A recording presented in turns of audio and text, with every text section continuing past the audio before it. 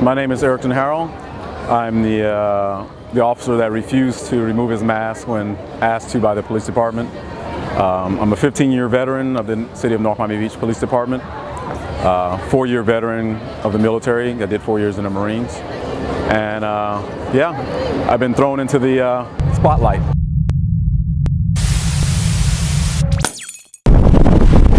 Just trying to exercise my First Amendment.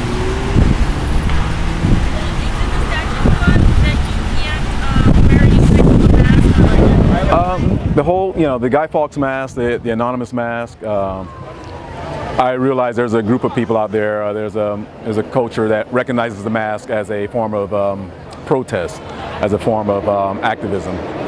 So I put the mask on. I was standing out in the corner one day wearing the mask, and another gentleman saw me at the time, and he pulled over and actually joined me because he recognized the mask. He had his mask in the car, and that was the point I'm trying to make, that it's a culture. I work the night shift. I had just gotten off of work. I keep my mask in my truck and my cape in the truck and the flag and everything.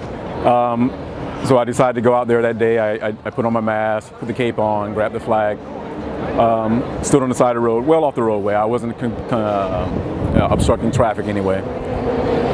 No more than 15 minutes on the scene, the first officer showed up. She told me she didn't want me standing there. She wanted me to leave, and I refused. At that point, I guess, she felt like I was challenging her, and she wanted to, show me who was boss, I guess. I explained to her the statute under the Florida state law that 876.12, the statute she charged me with, was not put into place for peaceful protests. Individuals out on the side of the road just trying to express their First Amendment right. Her supervisor showed up, and at some point, I guess they decided to arrest me for refusing to take the mask off and refusing to identify myself. I read a couple of articles where they thought I was part of this larger protest, and in actual reality I was alone at the time. So I was a soldier of one. I like that commercial. I only identified myself as a police officer after the fact because I didn't want to have the preferential treatment where they didn't arrest me because they said, "Oh, you're a police officer." I wanted to demonstrate that, hey, I'm just like you. I'm just like everyone else. I want to be respected. I want my rights to be respected, regardless of who I am. All right. So how are you doing? Great. You don't mind I record, do you? No, you can record all you want. I'm gonna have to ask you to take the mask off, though. Under what statute? There's a statute. I was merely trying to exercise my First Amendment right. The law was put into place back in maybe late 1950s to combat the Klan when they were more public and trying to intimidate a certain class of people, a race of people. And the courts ruled that that statute was too vague, so they amended it to add the 876.155, where it says a person is not guilty of that crime unless they have the intent to, intimidate someone. I was recording the encounter because I knew this might be something that I might want to record.